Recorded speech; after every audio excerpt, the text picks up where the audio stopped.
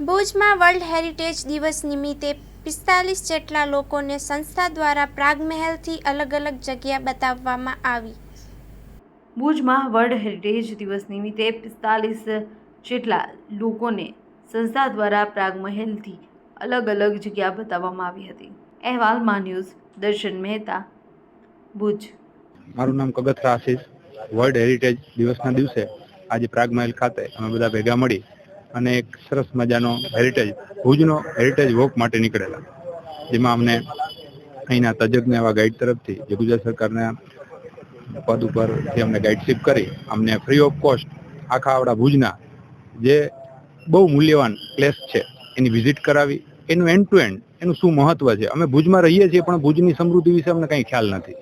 આ હેરિટેજ સાઇટોને આપણે જાળવણી શું કામ કરવી જોઈએ, આવનાર ભવિષ્ય કેવું છે, પ્રવાસન ઉદ્યોગ આપણો ભુજનો કઈ રીતે વિકસે છે, એ બાબતથી અમને માહિતગાર કર્યા, એનો અમને ખૂબ આનંદ છે અને આવા જ ભવિષ્યમાં અનેક પ્રકારના છે હેરિટેજ વોક એ કરતા રહે અને એમાં સહભાગી બનવાનો અમને મોકો મળે એવી આશા સાથે હું ડૉક્ટર સમૃદ્ધિ રામાણી, ભુજમાં હું ડેન્ટિસ્ટ છું। આજે હવે હેરિટેજ ડે છે એના માટે થઈ અને ભુજમાં હેરિટેજ વોકની આયોજન થયું હતું, જેમાં અમને જૂના બધા જ ભુજના હેરિટેજ પ્લેસીસની જાણકારી મળી। આમ તો અમે ભુજમાં ઘણા વર્ષોથી રહીએ છીએ, આ બધા પ્લેસીસની આજુબાજુથી પણ ઘણી વાર પસાર થઈએ છીએ, પણ એની હિસ્ટ્રીથી અજાણ હોઈએ છીએ। એટલે મારું લોકોને એવું કહેવું છે કે આ હેરિટેજ વોકમાં જોડાઓ અને આપણા જે ભુજની સમૃદ્ધિ છે એને તમે જાણો। મારું નામ છે ગોપી પટેલ। આજે અમે હેરિટેજ વોકમાં નીકળ્યા હતા, તો ઘણું બધું નવું જાણવા મળ્યું છે।